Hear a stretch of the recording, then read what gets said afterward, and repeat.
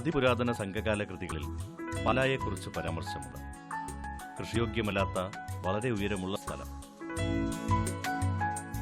എന്നാൽ ഔഷധ നദിയായ മീനച്ചിലാറിനാൽ അനുഗ്രഹിക്കപ്പെട്ട ഈ സ്ഥലം കൃഷിയോഗ്യമാക്കപ്പെട്ട ഭൂമിയാക്കി മാറ്റിയത് മൺമറഞ്ഞ ഇന്നാട്ടിലെ അധ്വാനശീലമുള്ള മനുഷ്യരാണ്.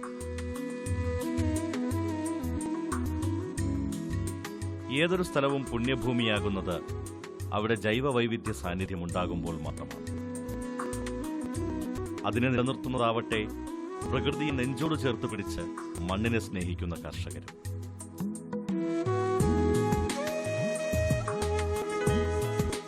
കൃഷി ആരാലും നിർബന്ധിക്കപ്പെടാത്ത ഒരു തപസ്യയാണ്. വർഷങ്ങൾക്ക് മുമ്പ് സ്വാമി വിവേകാനന്ദന്റെ സമകാലികനായ സ്വാമി നിർമ്മലാനന്ദൻ ഈ മണ്ണിൽ രാമകൃഷ്ണാശ്രമം ആരംഭിക്കുമ്പോൾ അത് കൃഷിയെ മറന്നുകൊണ്ടായിരുന്നില്ല.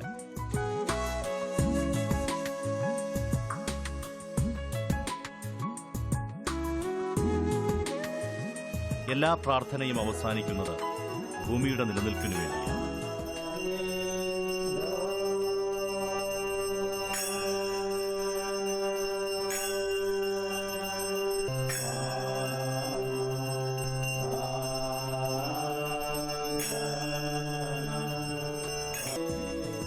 പ്രപഞ്ചത്തിന്റെ സൗമ്യത കാത്തുസൂക്ഷിക്കുവാനും അതുകൊണ്ട് തന്നെയാണ് ഈ ആശ്രമ പരിസരങ്ങളിൽ അത്യപൂർവമായ മരങ്ങളും ചെടികളും ശലഭങ്ങളും നിലനിൽക്കുന്നത്.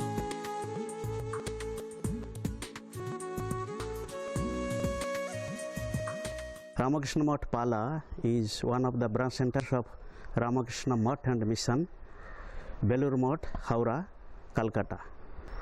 This our headquarters started by Swami Vivekananda in the year 1897 with the motto of Atmano Mokshartham Jagat Hitaya Cha. So with this purpose, all over India and abroad we have 200 centers and we are conducting so many activities, educational, spiritual, other activities also. Ashram has 1.5 acres of agriculture land. Mainly we are cultivating paddy once in a year. It is, and we are getting near about 2,500 kilos of paddy and we are using for our ashram purpose.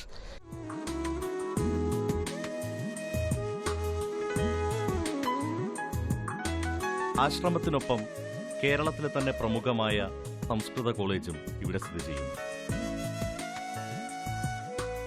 പഠിക്കുന്ന കുട്ടികളുടെ ഒരു ഹോസ്റ്റലും ആശ്രമത്തിനോട് ചേർന്ന് തന്നെയാണ്. ബംഗാളിൽ നിന്നും കൊണ്ടുവന്നതും ഇവിടെ കണ്ടുവരുന്നതുമായ അത്യപൂർവ വൃക്ഷങ്ങളും ചെടികളും ഇവിടെ കാത്തു സൂക്ഷിക്കുന്നു.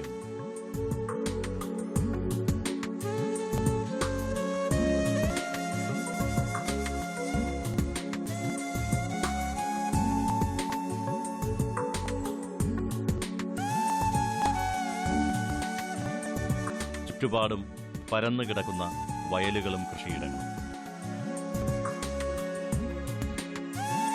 പ്രധാന കൃഷി കേരളത്തിന്റെ അഭിമാനമായ നാടൻ ഇനത്തിൽപ്പെട്ട തെങ്ങു തന്നെയാണ്.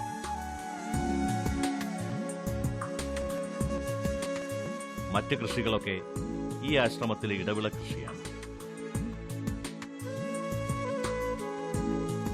സ്വാമി വിവേകാനന്ദൻ പറഞ്ഞതുപോലെ ശരീരം ആദ്യം ഖലു ധർമ്മസാധനം.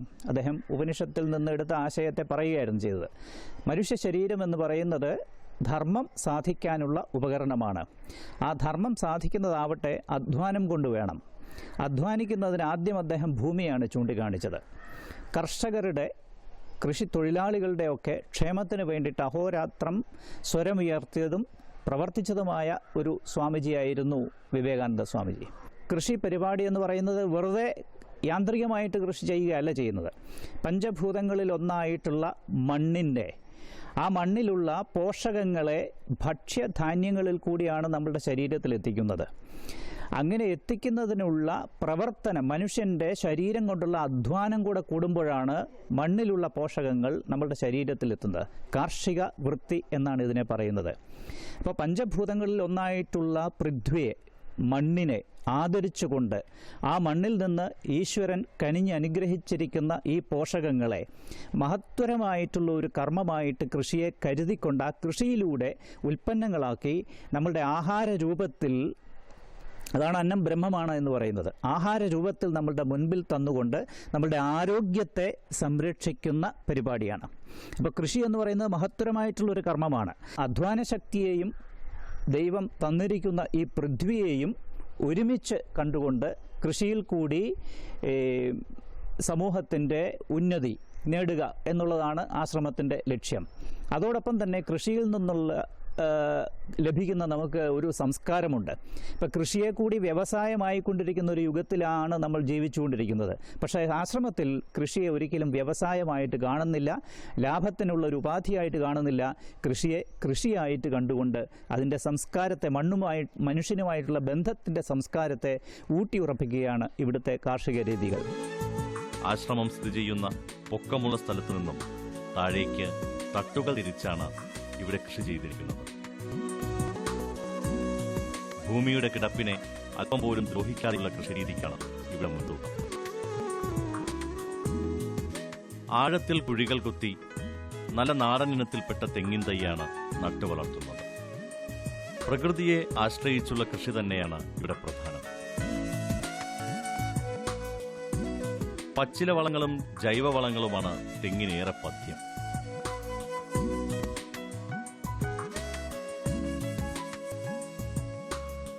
നല്ല കായ്ഫലമുള്ള ഈ തെങ്ങുകൾ വിളവെടുക്കുന്നത് 45 ദിവസത്തിലൊരിക്കൽ. വിളവെടുത്ത ശേഷം തെങ്ങിന്റെ മുകൾ ഭാഗം നന്നായി പരിപാലിക്കുന്നതിനാൽ സാധാരണ തെങ്ങുകളിൽ കണ്ടുവരുന്ന രോഗങ്ങൾ ഇവയ്ക്ക് കുറവാണ്. ആശ്രമത്തിലെ നിത്യപൂജകളുടെയും പ്രാർത്ഥനയുടെയും ഭാഗമാണ് ഇവിടുത്തെ കാർഷിക വൃത്തി. മണ്ണിനെ പൊന്നാക്കുന്നതിൽ ഇവിടെ മഠാധിപതിയെന്നോ അന്തേവാസിയെന്നോ വലിപ്പച്ചെറുപ്പമില്ല. എല്ലാവരും പ്രകൃതിയുടെ അന്തേവാസികൾ.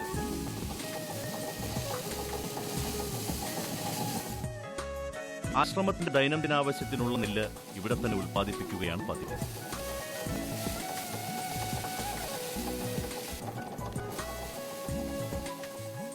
നല്ല ഇനം നാടൻ നെൽവിത്തുകൾ ഇവിടെ തന്നെ മുളപ്പിച്ച് കൃഷി ഇറക്കുന്നതാണ് രീതി. പാടം ഉഴുതുമറിച്ച് ആവശ്യത്തിനുള്ള വെള്ളവും മറ്റു പച്ചില വളങ്ങളും ചാണകം ഉൾപ്പെടെയുള്ള ജൈവവളവും അടിവളമായി ഇട്ട് പാടം പരുവപ്പെടുത്തുന്നു. നാടൻ നെല്ലിനങ്ങളാണ് ഇവിടെ നടുന്നത്. അതുകൊണ്ട് തന്നെ നല്ല വിളവും ലഭിക്കുന്നു. കൊയ്തു കഴിയുന്ന കറ്റകൾ പാടത്തു തന്നെ ശേഖരിക്കുകയാണ് പതിവ്. പിന്നീട് അവിടെ വെച്ചു തന്നെ ഉണക്കി നെല്ലും പതിരും യന്ത്രസഹായത്താൽ വേർതിരിക്കും.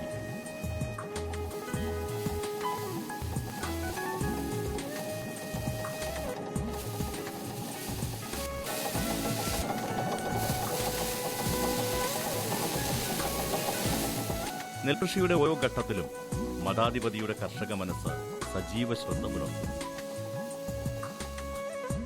മെതിച്ച കറ്റകൾ കൊയ്ത അതേ പാടത്ത് തന്നെ ഇട്ട് ഉണക്കി വൈക്കോലാക്കി മാറ്റുന്നു. ഈ വൈക്കോൽ ഇവിടെ പരിപാലിപ്പിക്കുന്ന പശുക്കൾക്ക് ഭക്ഷണമാക്കി മാറ്റുന്നു.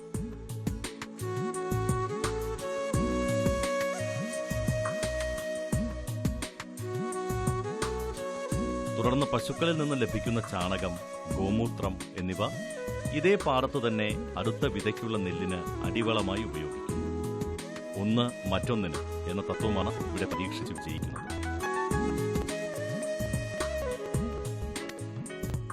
നമുക്ക് ഗോശാലയിലേന്ത് ചാണകം കിട്ടുന്നുണ്ട്. ആ ചാണകം ഉപയോഗിക്കുന്നുണ്ട്.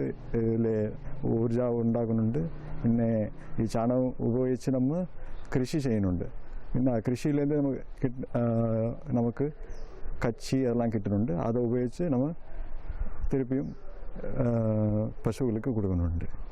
പിന്നെ ഈ കമ്പോസ്റ്റ് നമ്മൾ വേറെ പച്ചക്കൃഷിക്ക് ഉപയോഗിക്കുന്നുണ്ട്. നമുക്ക് കൂടുതൽ നമുക്ക് ഇവിടെ കീടനാശിനി അങ്ങനെ ഉപയോഗിക്കാറില്ല. അതുകൊണ്ട് നമുക്ക് ജൈവവളം പോലെയും ആയി.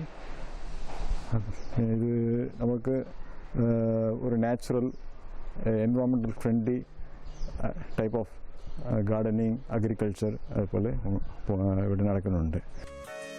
പാടത്തിനരികിലൂടെ ഒഴുകുന്ന കൈത്തോടുകൾ നെൽകൃഷിക്ക് ഏറെ അനുയോജ്യമാണ്.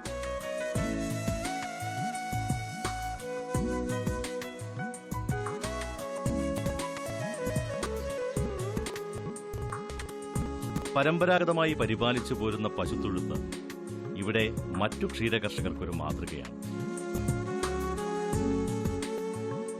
24 മണിക്കൂറും വൃത്തിയായും ഭംഗിയായും സൂക്ഷിക്കുന്നതിൽ ആശ്രമം ഏറെ ശ്രദ്ധ പുലർത്തുന്നു.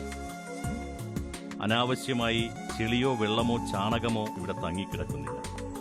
ആ കാരണം കൊണ്ടുതന്നെ ഇവിടെ വളരുന്ന കന്നുകാലികൾക്ക് ഒരു രോഗവും അലട്ടുന്നില്ല. ഇപ്പോൾ ഈ ഗോശാലയിൽ 6 പശുക്കളും 4 കിടാക്കളും ഉൾപ്പെടെ 10 മൃഗങ്ങളാണ് ഉള്ളത്. സാംക്രമിക രോഗങ്ങൾ പൊതുവെ ഇവിടെ കാണാറില്ല. കുളമ്പ് രോഗം മാതിരിയുള്ള അസുഖങ്ങളും ഇവിടെ വന്നിട്ടുമില്ല. പിന്നെ ഇവിടുത്തെ പശുക്കളുടെ സംരക്ഷണ രീതി വളരെ മെച്ചമായ രീതിയിലുള്ളതാണ്. അതിനുള്ള നിർദ്ദേശങ്ങൾ അപ്പോഴപ്പോൾ ഞാൻ കൊടുക്കാറുമുണ്ട്. 10 പശുക്കളാണ് ഇവിടെയുള്ളത്. കറവയുള്ളവയ്ക്ക് ഓരോന്നിനും ശരാശരി 14 ലിറ്റർ പാൽ ലഭിക്കുന്നു. പശുക്കൾക്കേറെ ഇഷ്ടമുള്ള CO3യും മറ്റ് നാടൻ പുല്ലിനങ്ങളുമാണ് പ്രധാന ആഹാരം. കീടനാശിനികൾ അശേഷം ഉപയോഗിക്കാത്തതിനാൽ വിഷരഹിത വൈക്കോലാണ് പശുവിന്റെ മറ്റൊരു ഇഷ്ടഭക്ഷണം. പകരം ഗോമൂത്രവും ചാണകവും പശുക്കൾ പാടത്തിന് നൽകുന്നു. വൈക്കോലും വെള്ളവും ശുദ്ധമായതിനാൽ മറ്റുള്ള പശുക്കളെക്കാൾ ഇവിടെയുള്ള പശുക്കൾ എപ്പോഴും ആരോഗ്യമുള്ളവയായിരിക്കും. തൊഴുത്തിനോട് ചേർന്ന് ഒരു ബയോഗ്യാസ് പ്ലാന്റ് പ്രവർത്തിക്കുന്നു. ഇതിലൂടെ കലക്കിവിടുന്ന ചാണകവും മറ്റു വേസ്റ്റുകളും പൈപ്പിലൂടെ ഗ്യാസ് യൂണിറ്റിലേക്ക് എത്തിച്ചേരുന്നു. ആശ്രമത്തിലെ പാചകത്തിനാവശ്യമായ ഗ്യാസ് ഇവിടെ നിന്നും ഉത്പാദിപ്പിക്കുന്നു.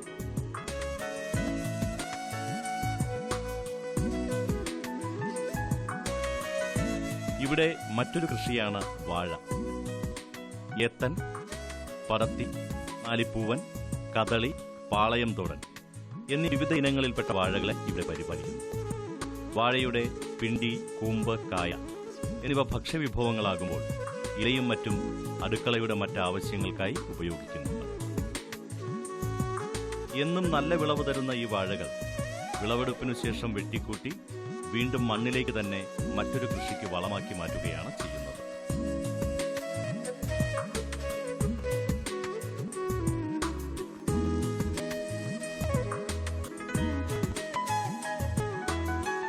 വേനൽക്കാലത്ത് ജലസേചനത്തിനും മറ്റുമായി 3 ഇടങ്ങളിലായി പമ്പ് സെറ്റ് സ്ഥാപിച്ചിട്ടുണ്ട്.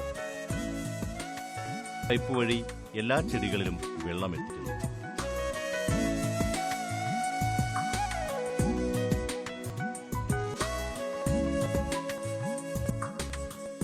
ദിവസവും 2 നേരം ജലം പമ്പ് ചെയ്യുന്നതിനാൽ പറമ്പ് എപ്പോഴും ഹരിതാഭമായിരിക്കും. പോഷകഗുണമേറെയുള്ള ജൈവ പച്ചക്കറി കൃഷിയാണ് ഇവിടുത്തെ മറ്റൊരു മുഖ്യ ആകർഷണം.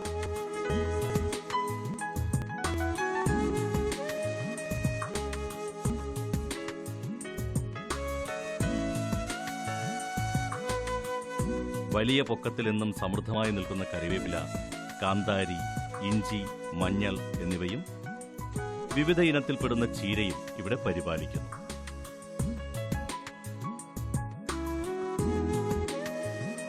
പാലക്, കോളമി ചീര, അധികം പൊക്കത്തിലല്ലാതെ പടർത്തിവിടുന്ന വള്ളിച്ചീര തുടങ്ങിയ അന്യസംസ്ഥാന ചീരവർഗ്ഗങ്ങളും ഇവിടുത്തെ വിസ്മയ കാഴ്ചകളാണ്.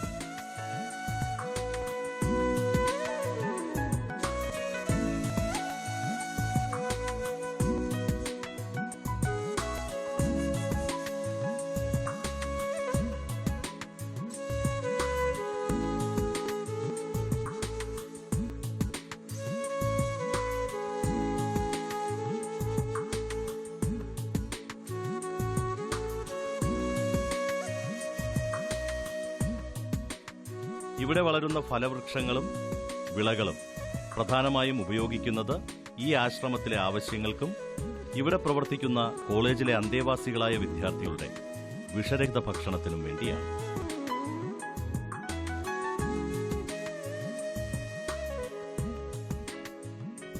ആശ്രമത്തിന്റെ കൃഷിയിടങ്ങളോട് ചേർന്ന് അനേകം കൃഷിയിടങ്ങൾ ഞങ്ങൾക്ക് കാണാൻ കഴിയും. അക്കൂട്ടത്തിൽ ഇന്നാട്ടിലെ യുവകർഷകനായ മധുവിന്റെ വാഴത്തോട്ടവും പടവല കൃഷിയും പച്ചരി കൃഷിയും ഏറെ ആകർഷിച്ചു. പടവൽ കൃഷിയാണ് ചെയ്യാറ്. നെൽകൃഷിയുണ്ട്, കൂടെ വാഴയുണ്ട്. എല്ലാം ജൈവ രീതിയിൽ തന്നെയാണ് നടത്തുന്നത്. പിന്നെ രാമകൃഷ്ണ മഠത്തിലെ സ്വാമിയായിട്ട് അടുത്ത് തന്നെയാണ്, സ്വാമിയുടെ അടുത്താണ് നമ്മുടെ കൃഷിത്തോട്ടവും. സ്വാമി കൃഷികളുടെ സംശയങ്ങളെല്ലാം എനിക്കും പറഞ്ഞു തരും. സ്വാമി എനിക്കറിയാവുന്ന ചെറിയ രീതിയിലുള്ളതെല്ലാം സ്വാമിക്കും പറഞ്ഞു കൊടുക്കും. സ്വാമി നല്ല രീതിയിൽ ജൈവ കൃഷിയോടുകൂടി ചെയ്യുന്നു. അത് പണിക്കാരും എല്ലാവരും കൂടെ ഒരു ഒത്തൊരുമയുടെ കൂടെ തന്നെ മുമ്പോട്ട് പോകുന്നു. എല്ലാം പാരമ്പര്യ രീതി തന്നെ, പഴയ ടൈപ്പിൽ തന്നെ പോകുന്നു. കൃഷികളെല്ലാം ജൈവവളമാണ് കൂടുതലായിട്ട് ഉപയോഗിക്കാറ്. വേറെ കീടനാശിനികളൊന്നും സാധാ പഴയ ടൈപ്പിൽ തന്നെ സ്വാമിയുടെ കെയറോപ്പിൽ തന്നെയാണ് കളികളെല്ലാം പോകുന്നത്. നെൽകൃഷിയിൽ ഉസ്ലാംപെട്ടിയിൽ നിന്നും കൊണ്ടുവന്ന പച്ചരി നെൽവിത്തുകൾ പാകിയെടുത്ത പച്ചരി നെല്ലാണ് ഇത്. 45 സെന്റിലാണ് ഈ പരീക്ഷണ നെൽകൃഷി. മറ്റ് നെൽകൃഷിയേക്കാൾ മധുവിന് ലാഭം ഏറെ നേടിക്കൊടുത്തു.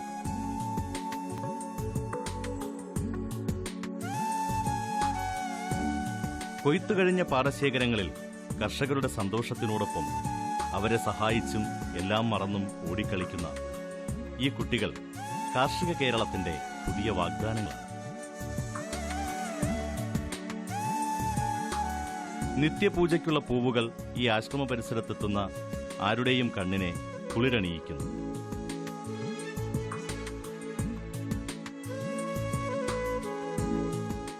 ഔഷധഗുണമുള്ള ചെടികളും ഫലവൃക്ഷങ്ങളും പൂമരങ്ങളും നിറഞ്ഞ ഈ ആശ്രമ പരിസരത്ത് തേക്ക്, തെങ്ങ്, അടയ്ക്കാമരങ്ങൾ, പതിമുഖം, ആഞ്ഞിലി, പപ്പായ, ജാതി, കാപ്പി, വിവിധതരം നാരകം, എല്ലാ സീസണിലും മധുരച്ചക്ക തരുന്ന പ്ലാവ്, പുളിമരം തുടങ്ങി എണ്ണിയാലൊടുങ്ങാത്ത ഹരിതസമ്പന്നമാണിവിടം. അവയിൽ നാഗലിംഗ വൃക്ഷം ഇവിടെ ഒരു അപൂർവ കാഴ്ചയാണ്.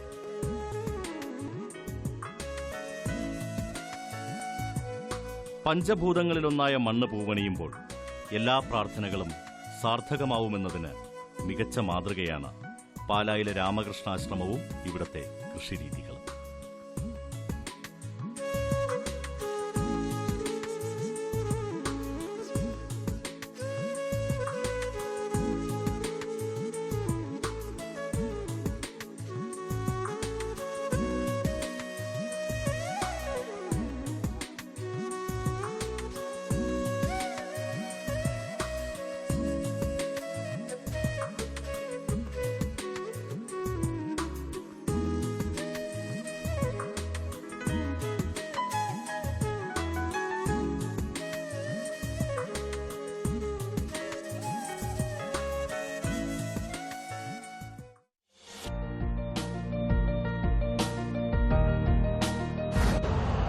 यूरिया का स्वदेशी उत्पादन 70 लाख टन बढ़ाने के लिए 6 उर्वरक संयंत्रों का उद्धार किया जा रहा है।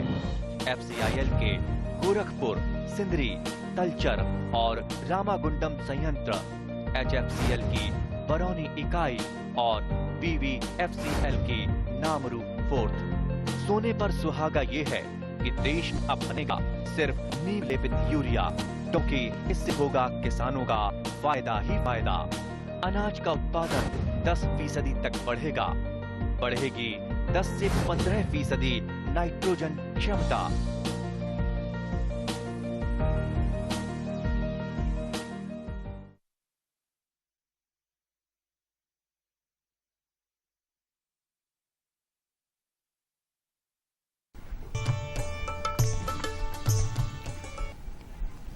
നമസ്കാരം.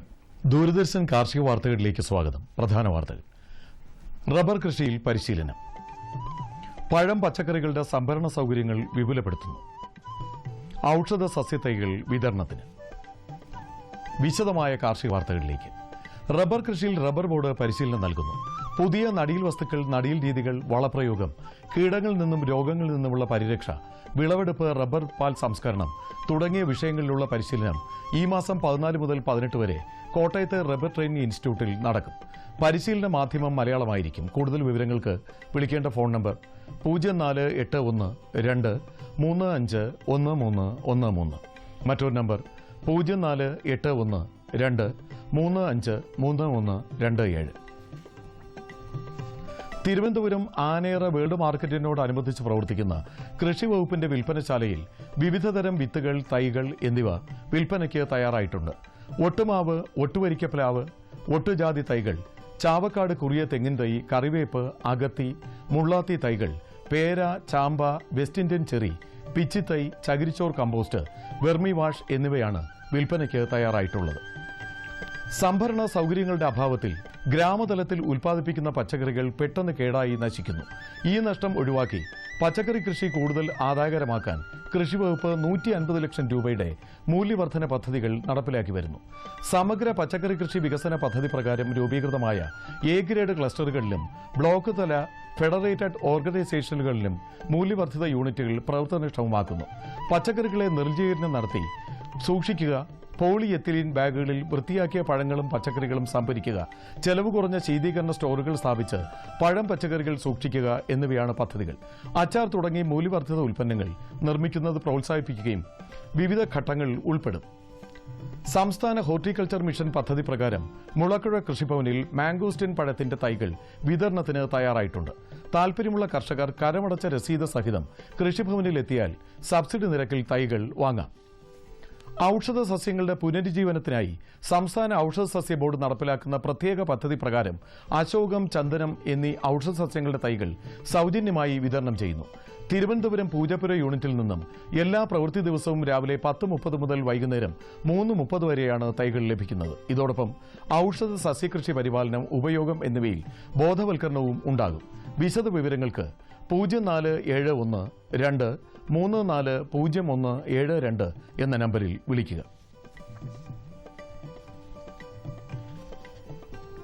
ഇനി കമ്പോള നിലവാരം. വെളിച്ചെണ്ണ കൊച്ചിയിൽ 7,600 രൂപ, കോഴിക്കോട് 8,400 രൂപ. വെളിച്ചെണ്ണ തൃശൂരിൽ 7,500 രൂപ. കൊപ്ര കൊച്ചിയിൽ 5,215 രൂപ, കോഴിക്കോട് 5,400 രൂപ, തൃശൂരിൽ 5,240 രൂപ. കുരുമുളക് അൺഗാർബിൾഡ് 61,800 രൂപ, ഗാർബിൾഡ് 64,800 രൂപ. ചുക്ക് മീഡിയം 17,000 രൂപ, ബെസ്റ്റ് 18,500 രൂപ. മഞ്ഞൾ സേലത്ത് 11,100 രൂപ, ഈറോഡിൽ 11,300 രൂപ. കൊച്ചിയിൽ റബ്ബർ 5ാം ഗ്രേഡ് 10,800 രൂപ, 4ാം ഗ്രേഡ് 10,900 രൂപ. കോട്ടയത്ത് റബ്ബർ 5ാം ഗ്രേഡ് 10,750 രൂപ, 4ാം ഗ്രേഡ് 11,000 രൂപ. കമ്പോള നിലവാരം കൊച്ചി മാർക്കറ്റിൽ. വെളിച്ചെണ്ണ 7,600 രൂപ, കൊപ്ര 5,215 രൂപ. പിണ്ണാക്ക് എക്സ്പെല്ലർ 2,000 രൂപ, റോട്ടറി 2,300 രൂപ. കുരുമുളക് അൺഗാർബിൾഡ് 61,800 രൂപ, ഗാർബിൾഡ് 64,800 രൂപ. ചുക്ക് മീഡിയം 17,000 രൂപ, ബെസ്റ്റ് 18,500 രൂപ. അടയ്ക്ക പുതിയത് 19,000-നും 20,000-നും മധ്യേ. ജാതിക്ക തൊണ്ടൻ 180-നും 200-നും മധ്യേ. തൊണ്ടില്ലാത്തത് 380-നും 400-നും മധ്യേ. ജാതിപത്രി 600-നും 925-നും മധ്യേ. ഗ്രാമ്പു 765 രൂപ. റബ്ബർ RSS 5ാം ഗ്രേഡ് 10,800 രൂപ, 4ാം ഗ്രേഡ് 10,900 രൂപ. ഒട്ടുപാൽ 7,600 രൂപ, ലാറ്റക്സ് 7,600 രൂപ. കമ്പോള അവലോകനം. കൊപ്രയുടെ വിലത്തകർച്ച കാർഷിക മേഖലയിൽ ആശങ്ക പരത്തുന്നു. കേന്ദ്രം പ്രഖ്യാപിച്ച താങ്ങുവിലയേക്കാൾ കൊപ്രയ്ക്ക് കിൻഡലിന് 1,000 രൂപ ഇടിഞ്ഞു. പുതിയ സാഹചര്യത്തിൽ സംസ്ഥാന സർക്കാർ ഏജൻസികൾ ചരക്ക് സംഭരണം ആരംഭിക്കുന്നതിനെ ഉറ്റുനോക്കുകയാണ് കാർഷിക മേഖല. തമിഴ്നാട്ടിൽ കൊപ്ര 4,950 രൂപ രേഖപ്പെടുത്തി. ഉൽപാദന മേഖലയിലെ വിവിധ ലേല കേന്ദ്രങ്ങളിൽ ഏലക്ക വില 3 ദിവസമായി സ്റ്റഡിയാണ്. കുമിളി ലേലത്തിൽ മികച്ച ഇനങ്ങൾക്ക് കിലോ 883 രൂപ ഉറപ്പുവരുത്താനായി. ഇന്ന് ലേലത്തിന് 87 ടൺ ഏലക്ക കൈമാറി. ഈസ്റ്റർ അടുത്തതോടെ ആഭ്യന്തര ആവശ്യം ഉയർന്നു. റബ്ബർ സ്റ്റോക്കിസ്റ്റുകൾക്ക് പ്രതീക്ഷ പകർന്ന് ഷീറ്റ് വില കയറി. വിദേശത്തെ ഉണർവ് കണ്ട് ആഭ്യന്തര ടയർ നിർമ്മാതാക്കളും ചെറുകിട വ്യവസായികളും ഷീറ്റിൽ താൽപര്യം കാണിച്ചു. അതേസമയം ലാറ്റക്സ് ക്ഷാമം രൂക്ഷമെങ്കിലും വിലയിൽ മാറ്റമില്ല. ഇനി കാലാവസ്ഥ. പ്രധാന നഗരങ്ങളിൽ രേഖപ്പെടുത്തിയ താപനില: കണ്ണൂർ കൂടിയ താപനില 37.4 ഡിഗ്രി സെൽഷ്യസ്, കുറഞ്ഞ താപനില 25 ഡിഗ്രി സെൽഷ്യസ്. കോഴിക്കോട് 37.26, കൊച്ചി 34.27, ആലപ്പുഴ 35.2, 26.8, പുനലൂർ 36.2, 23.2. തിരുവനന്തപുരം കൂടിയ താപനില 35.7 ഡിഗ്രി സെൽഷ്യസ്, കുറഞ്ഞ താപനില 26.3 ഡിഗ്രി സെൽഷ്യസ്. ഇതോടെ ഇന്നത്തെ കാർഷിക വാർത്തകൾ പൂർണ്ണമാകുന്നു. നമസ്കാരം.